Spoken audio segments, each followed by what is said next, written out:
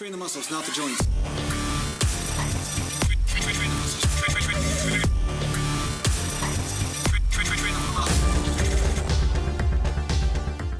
Welcome back to Natural Gland Bodybuilding. Motion. And today I'm going to talk to you about the first workout program I ever did, or how I started lifting weights in the first place. Now, a lot of you guys might know the story of way back. Now, a lot of you guys might know the story of when I was in grade 1 and I had just moved to a new school, and this kid, David, broke my crayons. Okay, so he was basically the catalyst towards me starting training, because this kid, he was really cool at that time, and he had just finished feeding my brother worms, and then successively, pretty much every day, he would grab me and then wrestle me down to the ground and, rub my face in the dirt or whatever, and then assert his dominance by spitting to the side, right? And that's what the cool guys did. So right away, I knew I was in the gladiator arena of grade 1, and this guy was somebody I had to take down. Now, a lot of guys talk about rough childhoods and horrible lives, and that's how they became successful.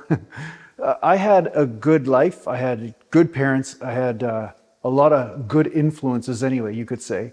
And I had grown up around the gym. So I'd seen my dad work out and lift weights, and I was in the gym in diapers basically as he was doing deadlifts or getting ready for the next powerlifting meet or whatever. So I knew that somehow weight training and strength kind of went together, although I hadn't totally pieced it together until I asked my dad, well, what are you lifting weights for? You're strong? Like, why do you lift weights, right? I thought, if you're already strong, you don't need to lift weights. What's the point? So I was already kind of deducing this at an early age. And he said, oh no, you got to lift weights in order to get strong. And that's how you get strong. I'm like, oh, okay. And so then the synapses started to connect. And then I finally had it when David Biskey borrowed my crayons, and then he returned them, and each crayon was broken in half. And then he laughed and he said, sorry, man, I'm just too strong. That's why I broke all your crayons, right? And I knew somehow I was smart enough to know that David Biskey was not telling the truth about that. I knew that he actually intended to break my crayons. So already I was sniffing out the dishonesty in people and finding out where their true intentions were. So David Biskey, thanks for that. You helped me on this path of discerning who's an asshole or not. And you were the first one. So anyway, after school that day, I went downstairs and I started lifting weights. And I didn't know what I was doing, but I had seen my dad lift a bar over his head and then put it down. So I guess it was like a power clean and jerk type of thing. So I took this 15 or 20 pound bar, the lightest one my dad had, and I would just lift it above my head every day, 3 or 4 times as my dad was weight training. I would just, do a couple sets of just, lifting this up for 10 times. And then after about 2 or 3 weeks of doing this, I went to school, and then David Biskey would attempt to wrestle me, and then I started ragdolling him. It was like a miracle. It was the weirdest thing. I was strong enough all of a sudden, I could wrestle this kid down, and he had absolutely no chance. He's like, how the hell did you get so strong? Right? He couldn't understand it. I still remember the picture in my head as I had him down on the ground, and he, again, I don't know where he got this spitting thing from, but he spit to the side. He's like, man, how the hell did you get so strong? Right? Like he couldn't understand it, right? He was kind of half laughing, half, because I was ragdolling him so easily. So that was my first experience with weight training. So I knew at 5 or 6 years old, it got planted in me that was a solution to a problem. So of course, adversarial sort of interactions were part of my life all the way through elementary school and high school. And then the funny thing is, you'll notice that some of the people that gaslit you along the way, like they basically would antagonize you. And then later on you hear stories and say, oh yeah, Jason was a bully, right? Meanwhile, these are the people that had antagonized me. And then when I got stronger, I kind of got them back, right? So all in all, I learned that weight training was a solution to deal with assholes. And that's kind of how I started. So I think a lot of people started that way, but some people had more challenging home lives than I did. I had a great home life, so I was lucky in that way. But what I will say is that the first training program I ever started doing when I was I think I was 15 years old. I could say that's when I started training and never quit since, right? I had had lots of stops and starts of, lifting weights 2 or 3 times a week, as far as doing some bench presses in the garage with my dad, or doing a brief stint of some arm curls and what for arm wrestling and whatever. But by the time I decided to commit to weight training was when I was in grade 9. I was 14 years old, and I was a pretty light guy. I was only around 100 pounds, right? And I was a small, shorter guy, right? So I started to lift weights then, and then I never stopped. Now, the standard program I started with was upper body, and then a day off, and then upper body and day off. Of course, I started with the upper body, right? I was doing martial arts a lot at the time, so I was doing a lot of leg stuff and kicking and everything, but not anything to do with weight training. But the thing is that if you look at the frequency of training, it was doing the body 3 times a week. And I would do about 3 sets, each exercise, and I would do a circuit. I would do the bench, I'd take a minute rest, then I'd do some arm curls, take a minute rest, then I'd do some shoulder lateral raises, take a minute rest, do some one-arm rows, and I would do that. And over the years, I started to add an exercise and then add another exercise. And at some point, I even added leg curls and leg extensions because my dad had this rudimentary type leg extension, leg curl machine in the garage that I would use here and there. So really, it was a whole body workout, you could say, 3 times a week. And I was pretty good at sticking to it, although there was the odd workout that I missed, and maybe I only got 2 workouts in a week. But most of the time, it was 3 workouts a week. And then I was doing my martial arts and doing my other sports and stuff as well. But the fact is that it was simple. And this is really what my point is that it was simple, and it got me results for 3 or 4 years, right? I was doing this routine and I was getting good results. And of course you get the newbie gains, and of course you're in puberty and you're a young teenager, and of course you get results arguably easier than when you're an adult or you're 30 years old or 40 years old or something. But the fact is that it was simple. I did the intense exercise and then I'd take a day rest. And how I organized the reps was I would do 3 sets of 10 of each exercise. The lateral raises, I would use lighter weight because my dad had recommended that I use lighter weight for that. And of course, I was just using something that I could do 20 or 30 reps with. But for the most part, I was doing 3 sets of 10 reps. And then when I could do 10 reps easily on the 3rd set, then I would increase the weight by 5 or 10 pounds. And then I would try to get 3 sets of 10 again.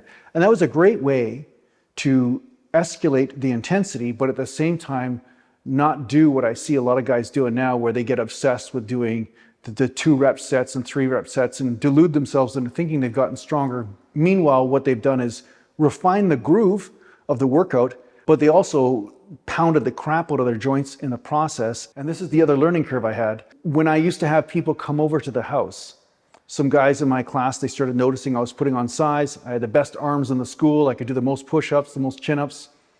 And guys would be impressed with that, and they'd be like, hey, I want to come over to your house and see your gym. Because that had a certain level of notoriety in my neighborhood, because there wasn't too many people that had a decent gym. Like, I had the standard squat rack.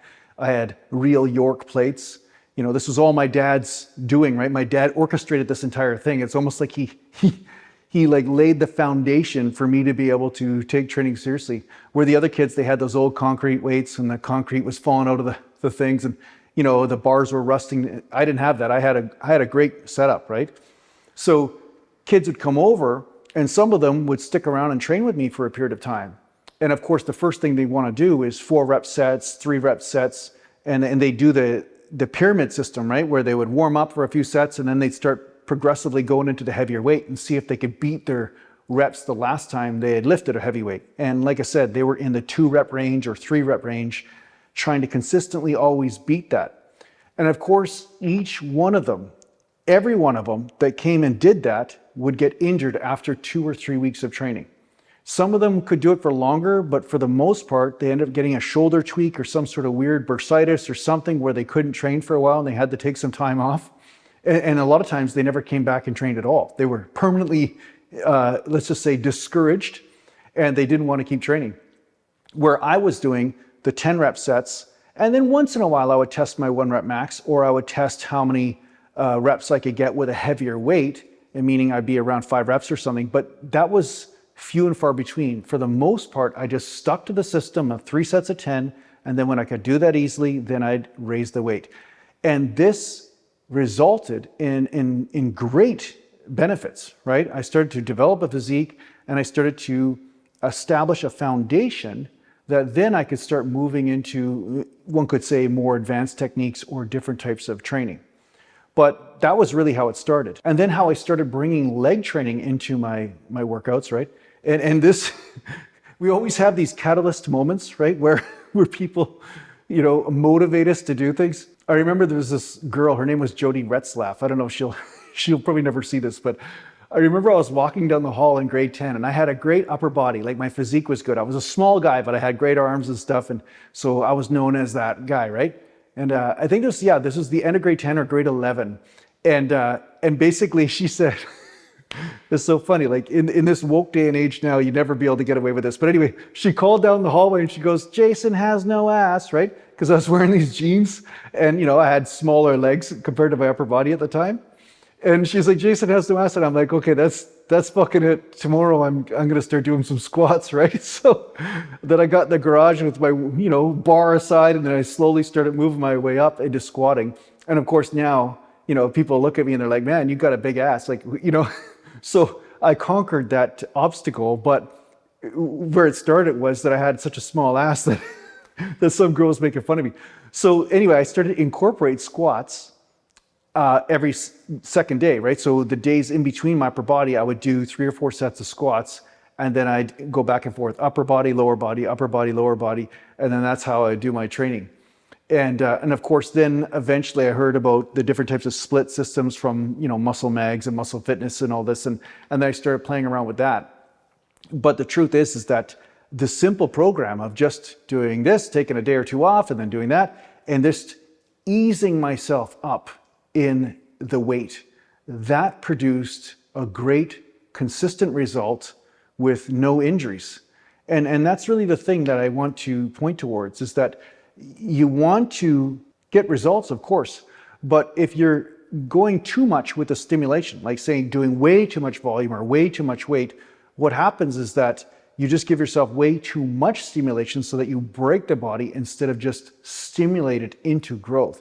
So consistency is important. And if you're injuring yourself or you have to take so much time off to deal with the obstacles that you create from doing too much, that's going to work against you. So yeah, this is where I started, and I still recommend to this day. A whole body workout 3 times a week is a great place for a person to start and sometimes stay with.